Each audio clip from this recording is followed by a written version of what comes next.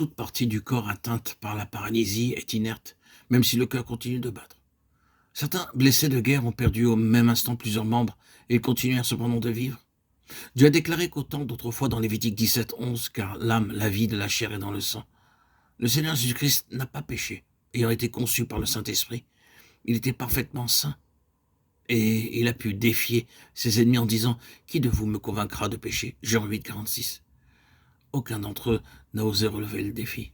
C'est la raison pour laquelle son sang nous a acquis la vie éternelle et que par ailleurs, il n'a pas vu la corruption.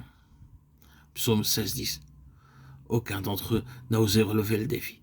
C'est la raison pour laquelle son sang nous a acquis la vie éternelle et que par ailleurs, il n'a pas vu la corruption. Psaume 16,10. Lorsqu'un homme meurt, dans la seconde qui suit, son corps commence à se décomposer. Aussi, les hommes emploient-ils la glace ou les aromates pour maintenir le corps en meilleur état. Mais le corps de notre Seigneur n'a pas vu la corruption, et c'est dans ce même corps qu'il est ressuscité, celui qui mange ma chair et qui boit mon sang à la vie éternelle. Nous saisissons cette vérité par la foi, nous sommes purifiés par son sang et sa vie éternelle vint habiter en nous. C'est alors, et alors seulement, que nous sommes à même de sentir la présence de Dieu. De cette façon, un triple changement s'effectue en nous. Notre esprit passe de la mort à la vie, notre âme des ténèbres à la lumière, et notre corps suit et bénéficie de la purification. Même si nous ne pouvons pas voir le changement qui se produit dans l'esprit d'un homme quand il reçoit cette vie nouvelle. Cependant, nous pouvons le constater par l'expression de son visage. Un homme peut être triste et laid, aux traits grossiers, mais lorsque la vie de Dieu entre en lui, son visage devient agréable et attrayant. Il y a une attirance et une beauté dans ceux qui reçoivent la vie nouvelle.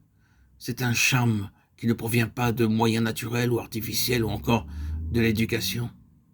Les gens du monde peuvent adopter des façons de faire mondaines pour se parer, par exemple en portant de magnifiques habits, des bijoux. Ils s'imaginent être très beaux. Mais si vous demandez à leurs voisins ce qu'ils pensent d'eux, ils ne peuvent pas vous donner une réponse sincère.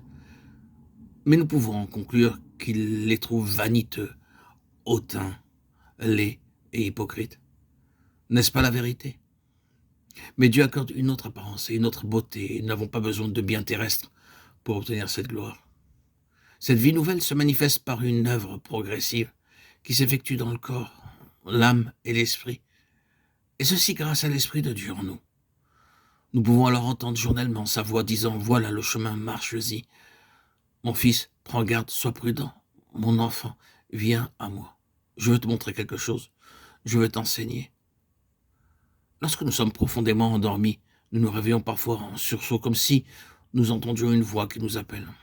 Cela a été bien souvent mon expérience, nous dit frère Baxing. J'étais profondément endormi et j'entendais quelqu'un m'appeler distinctement par mon nom. Frère Baxing témoigne ici. Lorsqu'il se réveillait, il ne voyait personne. Il pensait d'abord qu'il s'agissait d'un rêve ou que c'était son imagination. Et lorsqu'il se rendormait, il entendait à nouveau la voix le réveiller. Parfois cela se répétait à 3 reprises, et alors une voix lui disait « Mon enfant, lève-toi, je veux te parler. » Oh, quel privilège, quel honneur de recevoir la parole de Dieu jour après jour, nous dit-il. Dieu me parlait pour mes besoins personnels et pour ceux de mes voisins.